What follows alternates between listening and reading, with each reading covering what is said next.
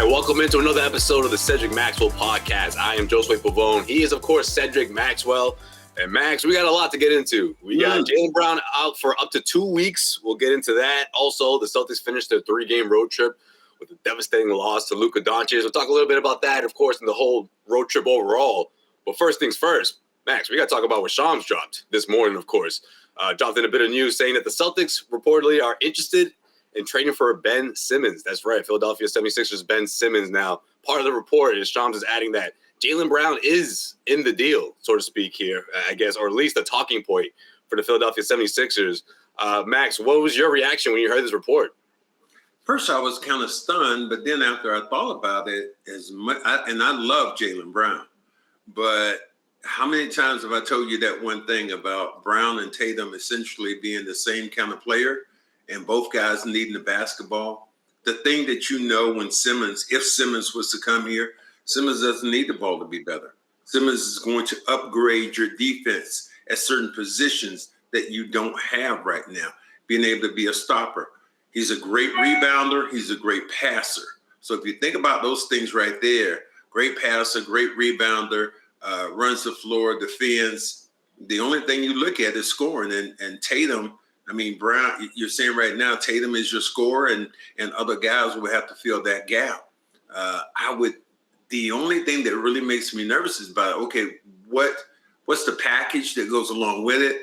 Are you getting Simmons at a discount where all you have to do is give up Brown? And the biggest thing is giving Brown to the opposition. Somebody essentially is right in your backyard and making them a better team. Yeah, that doesn't sound like a recipe for success. Or at least, I don't know. This is the way I look at it, right? The first thought that crossed my mind, Max, was if this is true, then something went terribly wrong between Jaylen Brown and Jayson Tatum. My second thought was I still don't believe it. You know why? Because I don't see the Celtics giving up on those two this quickly, especially with Ime in the mix, brand new head coach, brand new system. I mean, they're just getting started here. And regardless of how people feel about the small sample size they've seen so far, I don't think they're quite ready, or at least they're at that point to give up and split these two. Well, I think that the thing that you're not looking at, and surprisingly, is the fact that Ime was Simmons' coach for a minute in Philadelphia. So he has a history already with a guy who you want to bring in the mix. He's been an all-star several times, so you're bringing that in. Obviously, you look at all the stuff that's going on. Winning players have so much flexibility and so much more power, but man, it did blow me out the water to hear that. And then my mind started calculating and start looking at the way Simmons could help your team. And you said, wow, that would be amazing. Now, on the flip side of that, how much are you helping Philadelphia getting rid of what they would think would be a major headache? Man, and Brown, I mean, you put Jaylen in that lineup. Oh, man, you're doing them a tremendous favor. If you think all of a sudden you get Brown to go there and you lose essentially the trash that they don't want and you bring it here, I mean, that's like somebody coming, your trash has been on the back porch for a week and it's starting to smell, and all of a sudden somebody comes by and says, you know what, I'm going to take that trash out for Josue. And you're going, damn, that was nice. And what they left was some roses there. And you're going, man, that's essentially what it would look like if you and then they snatched the Ferrari in the side of the car, Max. Like, come on, man. Like, I'm not okay. I should have. Maybe I went too far on that analogy, because when you compare the two players, it's not trash to a Ferrari. However, with the baggage that's gone on in Philly, with the price tag, you know, I mean, all that, you combine all that, and I don't see the Celtics. Price tag? What is the price tag, though? Obviously, you're going to be getting Simmons at some kind of discount.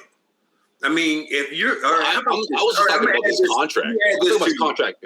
All right, let me add this to you. What would it say if you got Simmons and Curry? Would you take that deal? You wouldn't? You know what, Max? I'll tell you my third thought. I remember. My third thought was, can the Celtics, or would the Celtics somehow make this move if it doesn't include Jaylen Brown? Do these two reach a point 2 months from now where they're like, look, you're not going to get much better than what we got. And what I mean by that is a trade centered around, I don't know, Marcus Smart maybe, right? And you name it, any kind of combination of players or picks and assets that you, which Celtics don't really have a whole lot of, but right. Would the Philadelphia 76ers take that? What do you think? But I don't know. I mean, I just think that, obviously they're looking to unload, and you're probably going to get a bargain price, but you got to take back salary. I mean, that's the thing that Philly has to take back. You're talking about a guy who makes about $30 million a year, and you're talking Marcus Smart at $16 million. So you're going to have to include something else in that package. Yeah, it'd have to be. If you gave Brown away, the numbers are really a lot closer. No, I get what you're saying, Max. Yeah, that you might not have to give up anything else to go along with it. Now, I love Jaylen. I love what he's done. I love his maturity. I love how he scored the basketball and watch him develop as a player. He's been your best consistent scorer. He's had some ups and downs, but he's been your most explosive scorer this year. So to get rid of him, I'm telling you what, man, this would be the big balls of big balls. As Sam Cassell, this would say, Brad is holding the big ones. If he makes this deal, man, this is either fly or explode. It's not even like, you're gliding along. No, either you're going to go up or you're going to explode. Max, what do you mean? This is a head scratcher. This is what went down that led to this. That's what this is. I don't think nothing went down. You look at this team again. Joseph. Come on, Max. If this trade were to go down next week, many times you can't say that nothing went wrong if they just went out and made a drastic move, Max. How many times have I told you this one thing? And you tell me, what is the difference between Brown and Tatum? Not a whole lot. Not a whole lot. Yeah. And in order to survive in this league and flourish, you have to have contrast in your players. You think when LeBron and Kyrie and Love play together, all three of those guys were completely different players. You think about Bosh, you think about LeBron, you think about D-Wade, essentially kind of different players. If you look at Tatum and Brown, tell me the difference in their games that you go, yeah, he does. No, he doesn't. No. I think Brown is a little bit more explosive. It's a better defender. Is a little bit more slick with what he's able to do, when it comes to dribbling the basketball, but not a lot of difference. Both guys average in the high 20s or, someplace in the 20s. Both guys need the ball to be effective. You cannot deny that. And that's one of the things that you look at this team. It's like, how many times as Marcus Smart and other players said the ball sticks with Tatum, it sticks with Brown. So there's no movement. Yeah. I mean, look, if this team runs its course in the sense of, look, these two it's just not working. Okay, yeah, I'm with you, Max. I'm not saying sign these two up for the next. I mean, contractually speaking, they're signed, but you know what I mean? Like, I'm not saying that means they're going to be together for the next 2-3 seasons. I'm just saying this season has to be where they go all in, and we know that they are the leaders. They're the ones running the ship, and I don't think under 10 games into the season is the time to break them up. I want to see how this thing plays out, and a big part of that is because of what I saw when this team was playing in Florida. All right, 2 back-to-back wins on the second night of a back-to-back. You go into Miami, you beat the team with the best record in the Eastern Conference, and you did it the exact way Ime told you to do it, right? On the defensive end, you held this team to under 80 points, Max. Yeah, but essentially you beat them without Tatum. Tatum was a non-factor in that game, and then now you go down to Dallas and you almost beat Dallas, and then Brown's a non-factor in the game. So you look at this team and saying, okay, what are you going to do? What's the consistency that you look at with this team and what they have to bring to the table? If you're looking to have just 2 great players on your team and here for a long time, I don't think you trade them. You don't move them. But if you're going to be a serious championship team, you have to have some contrast between your 2 best players. Or one of them has to be mean as the son of a gun.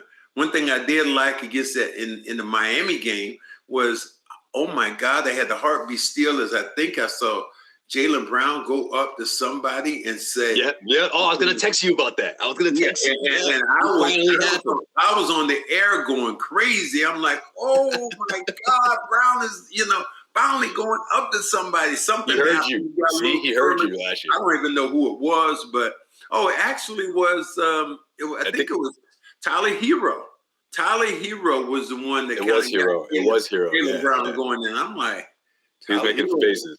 Tyler Hero wasn't the guy I picked to go up and start your. Yeah, but he's got he yaps, Max. He's a yapper. He talks trash though. He's a yapper, so I'm not surprised. Mm-hmm.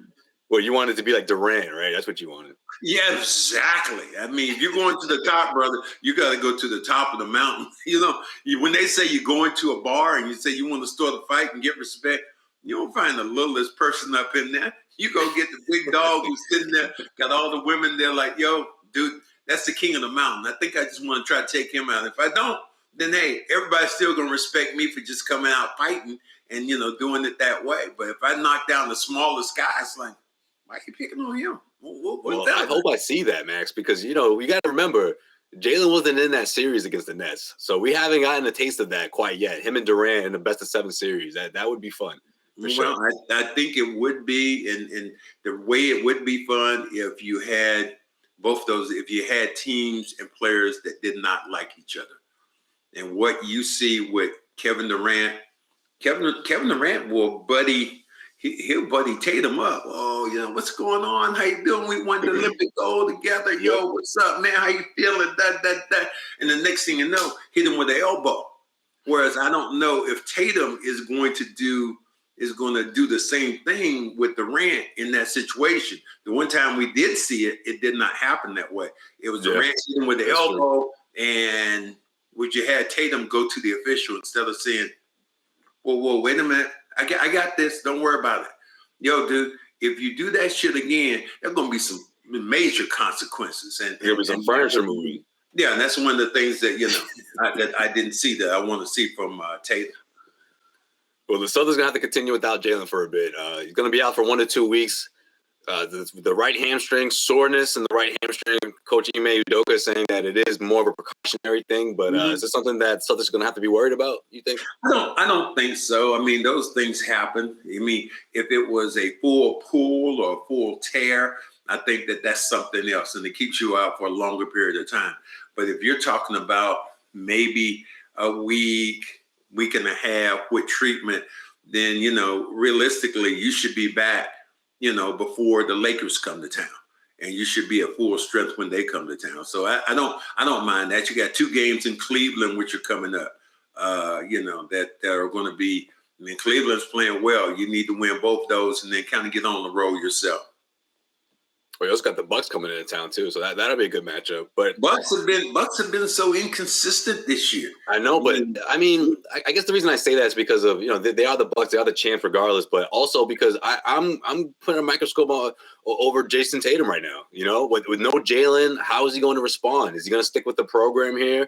I thought his comments after the Dallas game was interesting. It was the first time he addressed what Marcus Smart had to say last week when he called Tatum and Brown out, saying like, look, these guys. I'm in the corner and they got to pass the ball more, and for Tatum to come out and say, look, he pretty much said it without saying when he was asked, did you agree with him doing that? And Tatum kept it real. He said, I think you know the answer to that question. However, I do know that I need to do things better. I am constantly working on my game, but I'm going to approach the game the way I approach the game. And I thought that was interesting. I'm going to find my own way here. Let me rewind here. You said, you know how I feel about that? That's what he said to the reporter. What the hell does that mean? What does that mean? He doesn't agree with what Marcus did. That doesn't mean you don't agree. That does not mean you don't agree. When you go out and say, I'm going to play this game the way I want to play this game, it sounds like he's not trying to sign up for what Marcus Smart has. What it means to me, if a reporter asks you a direct question about Marcus Smart's response, then I give him a direct answer. No, I did not like it. I think we should have kept it in-house. But if I say, well, you know how I feel. No. As a reporter, you reported. No, Max. I think you know the answer to that question. Excuse me. Well, that's the same thing. That's the same thing. But as a reporter, if you ask, and you've been in the locker room, if you ask a guy a question and he says that to you, you might press him even more. You'd be like, well, what do you mean? There should have been a follow-up. That's why I asked you the question. Now, you know what I mean? No, I don't know what you mean. I mean, and players do that sometimes, out of habit. But no, I just thought the way he elaborated didn't give any credit to Marcus whatsoever in his response. Well, that's not an answer. If I ask you a question and you say, you know how I feel about that. No, I really don't. If I'd been a reporter, I'd be like, no, I really don't. I just want to ask you. It could go either way. Is it yes or is it no? Which one is it? So that to me would have bothered me as a reporter. Well, what do you think about what Marcus had to say last week? I think you have to take it all in context. He didn't just go at Tatum and Brown. What he said about them, he said, well, for us to get better, Tatum and Brown have to understand that the defenses are locked down and set up for them. So they do a lot of double teaming. If Brown or Tatum comes off a pick, they have a man and a half there. So they have to find that open guy in the corner or find somebody else who's going to knock down the shot. I think you look at Romeo Langford, who's been doing a pretty good job. And I mean, Schroeder played a great game the other day. It's just unfortunate that Luka came in and spoiled their party. That just doesn't happen 3 times in a row, essentially getting beat by the same shot. That's crazy. Yeah. Yep. And the way it went down too. I mean, things could have went different. I thought it was going to overtime. Well, I think that Marcus made a mistake by fouling.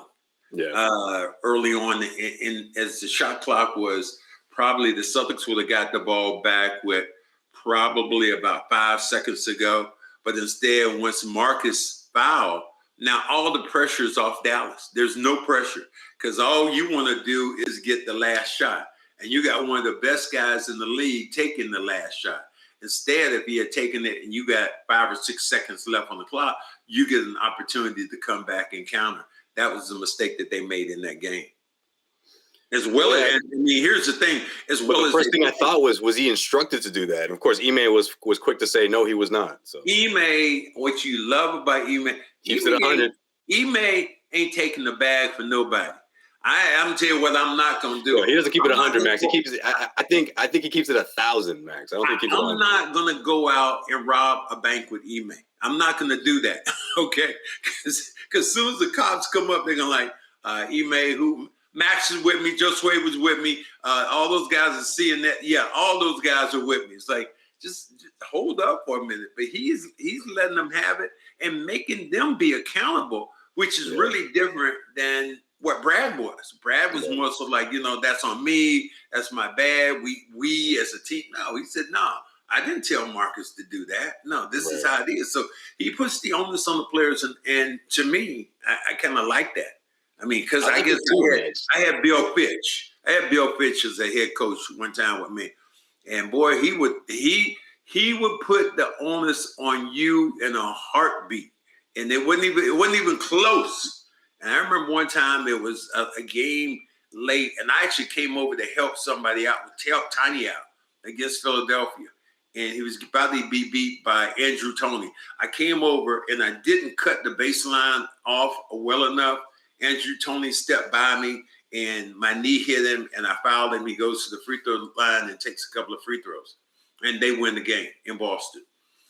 And the reporters were asking me some questions, and I was usually smiling about it. And I remember Bill Fitch walking by my locker and looking at me, he said, if I was, and love this, I said it, and I quote this. He said, if I was that fucking guy pointing to me, I would never laugh again in life.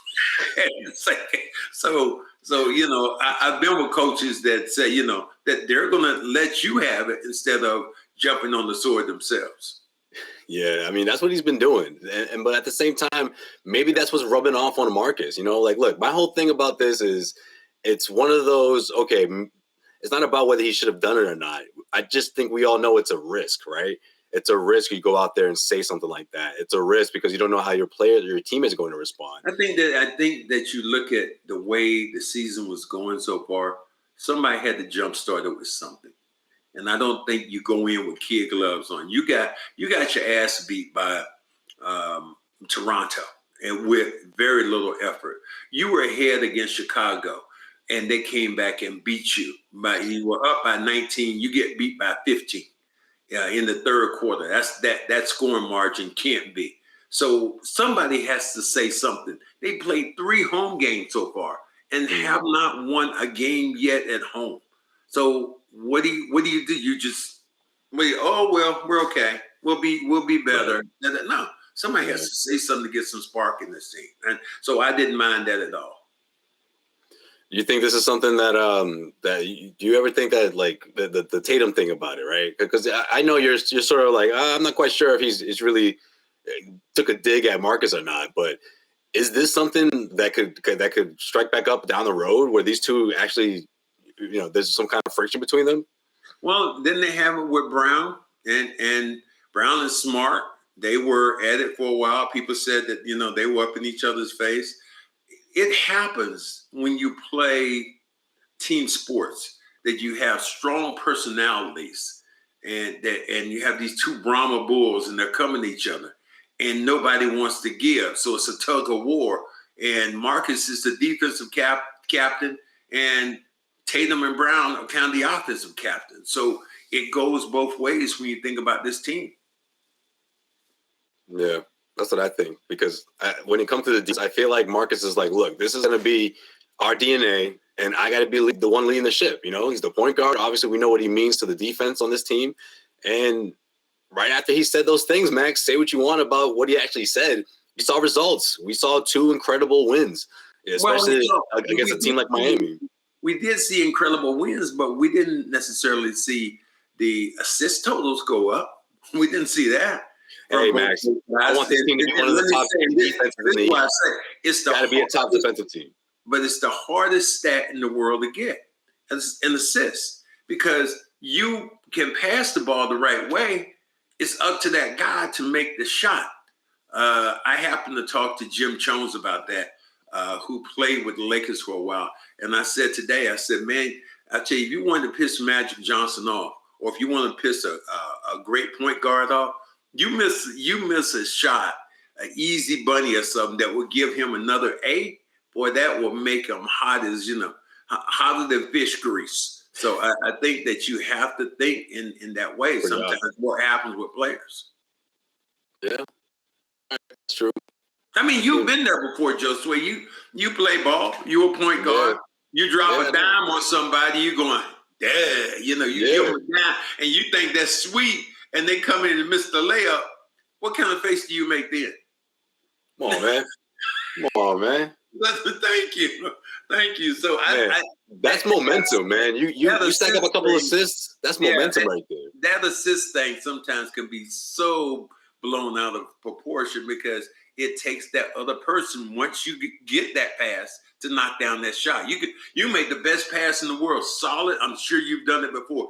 Great bounce pass, and what you envision, this guy scooping it up and bam, coming in, dunking it or laying it in. For us, it was laying it in. He comes in and lays in there, flies off to the other side of the backboard.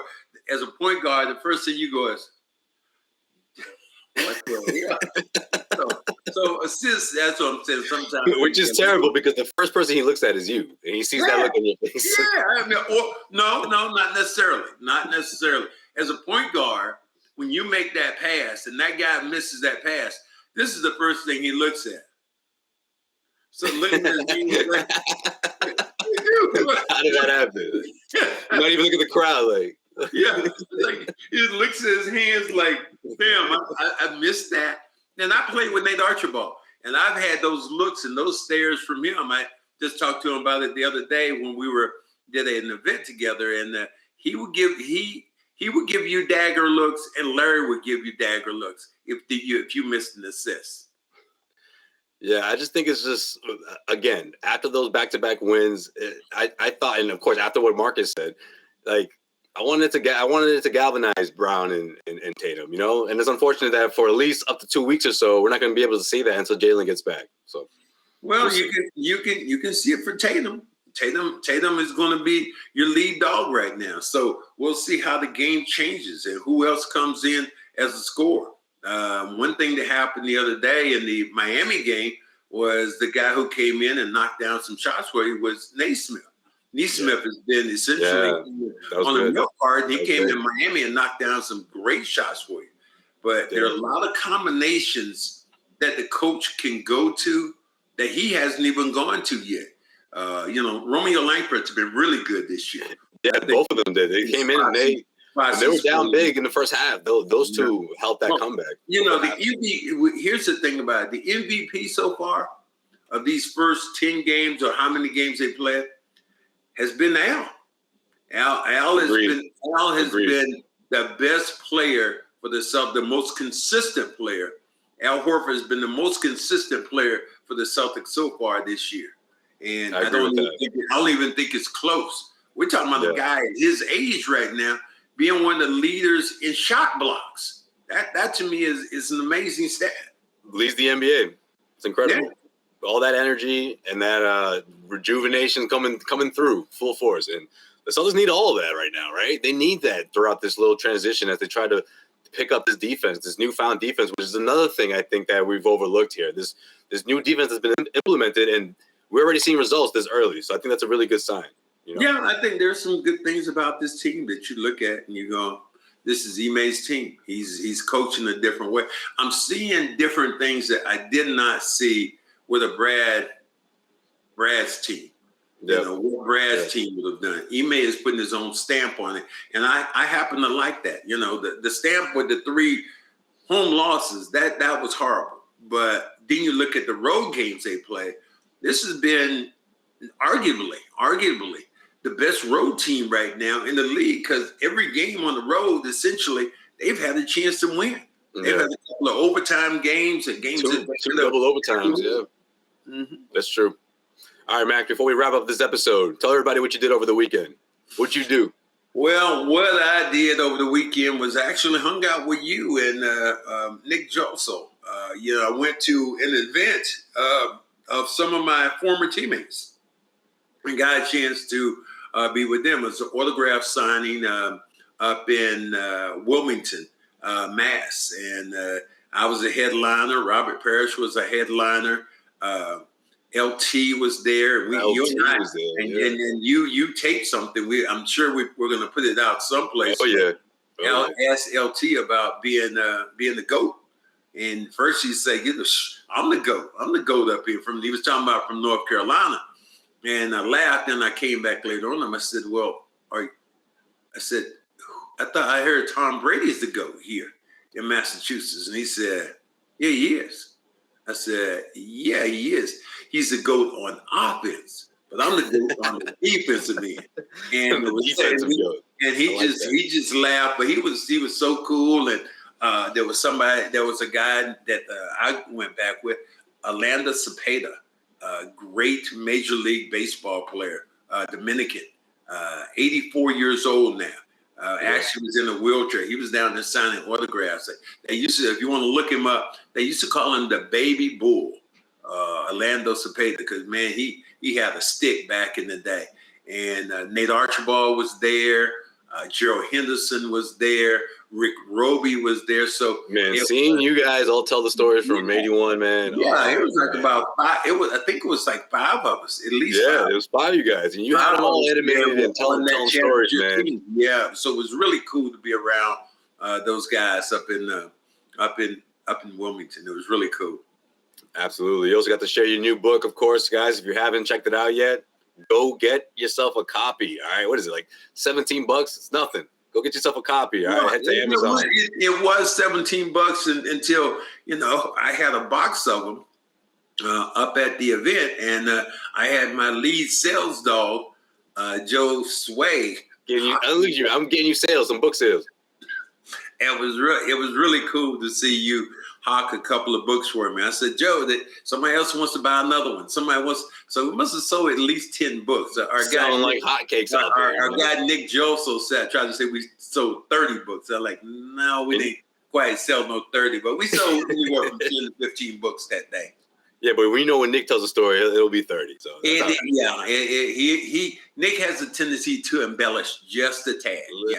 Just a little bit. Yeah. All right, that's going to do it for us. Until next week, guys, you already know the Cedric Maxwell podcast. Subscribe, rate, and share. Tell your friends. All right. Yeah, that's right. We could only do this and make it better if you become a subscriber to our channel. And, you make us stronger. You make us stronger, and we're going to make you stronger by giving you honest feedback, great information, because one thing you know about myself and Joe Sway, we keep it on the it. Pause for emphasis. Exactly. That's exactly what we're doing over here. We'll see you guys next week.